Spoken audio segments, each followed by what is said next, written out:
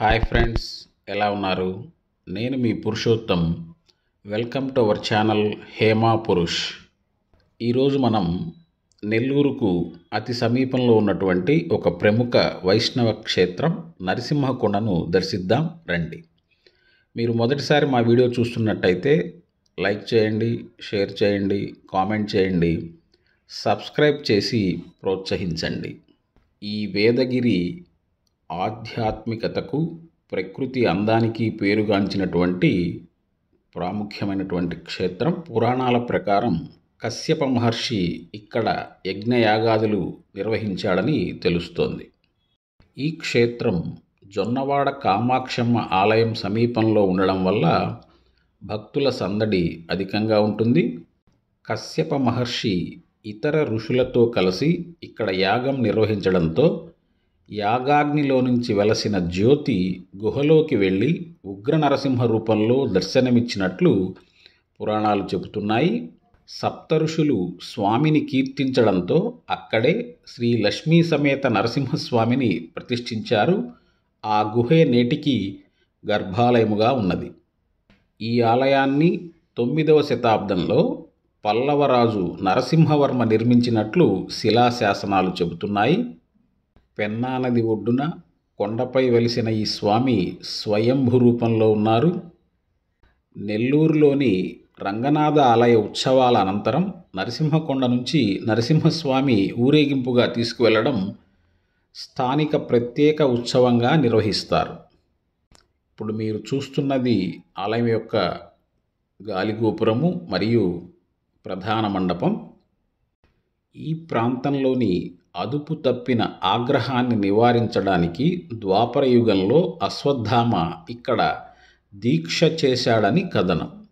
చూస్తున్నారు కదా, అద్భుతమైనటువంటి శిల్ప సంపద ఈ ఆలయానికి సొంతం.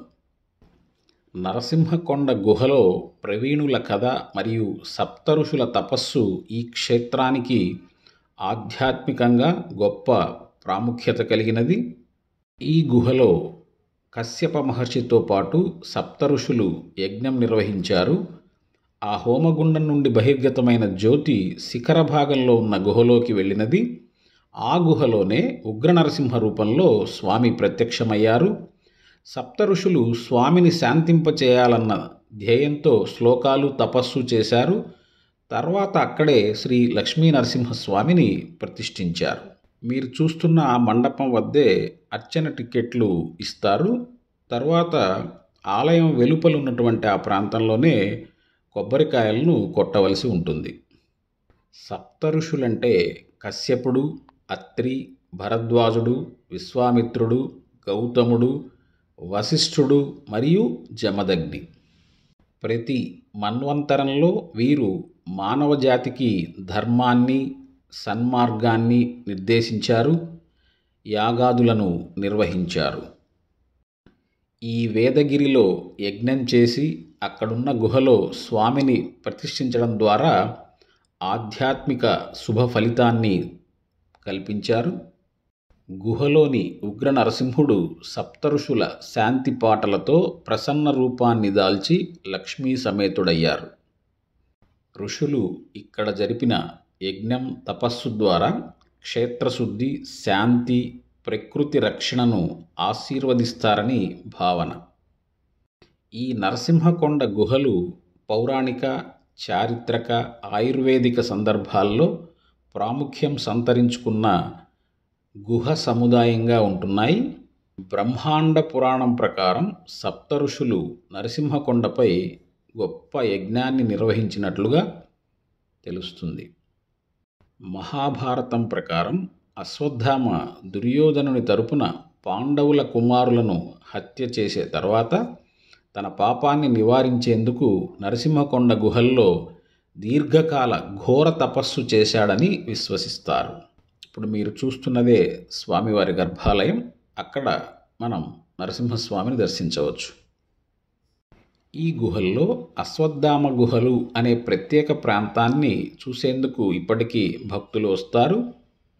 ఈ కొండపైన 7 హోమగుండాలు కోనేరులుగా అతి శక్తివంతమైన ప్రాంతాలుగా ఇప్పటికీ నిలిచి ఉన్నాయి.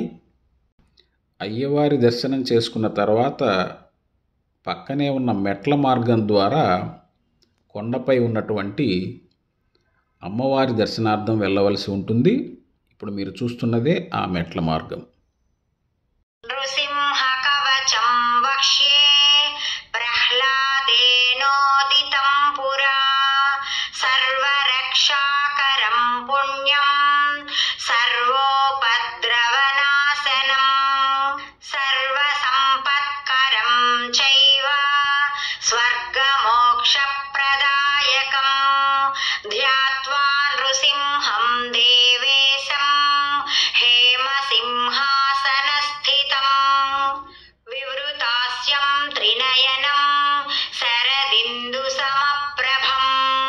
లక్ష్మ్యాలింగితవామాంగం విభూతిభిరుపాశ్రితం చతుర్భుజం కోమలాంగం స్వర్ణకుండలశోభితం సరోజశోభితోరస్కం రత్నకేయూరముద్రితం తప్తకాంచన సంకాశం పీతనిర్మలవాసనం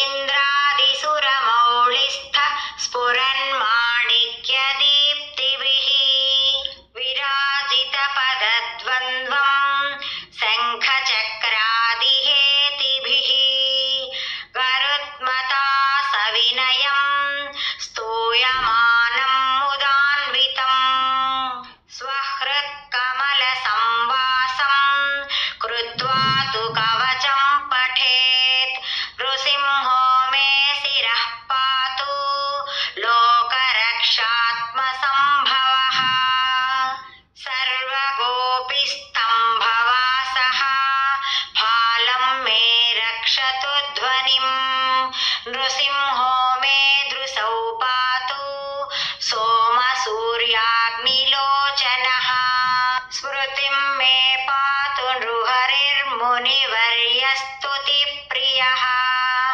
నాసాం మే సింహనాసస్తు ముఖం లక్ష్మీముఖప్రియః సర్వవిద్యాధిపః పాతు నృసింహో రసనాం మమ వక్త్రం పాత్విందువదనః సదా ప్రహ్లాదవందితః నృసింహ నెల్లూరు పట్టణం నుండి సుమారు 15 కిలోమీటర్ల దూరంలో ఉన్న ఈ క్షేత్రానికి నెల్లూరు చేరుకున్న తర్వాత రోడ్డు మార్గం ద్వారా సుమారు 20-25 నిమిషాల్లో చేరుకోవచ్చు. ఈ క్షేత్రానికి సమీప విమానాశ్రయం రేణిగుంట.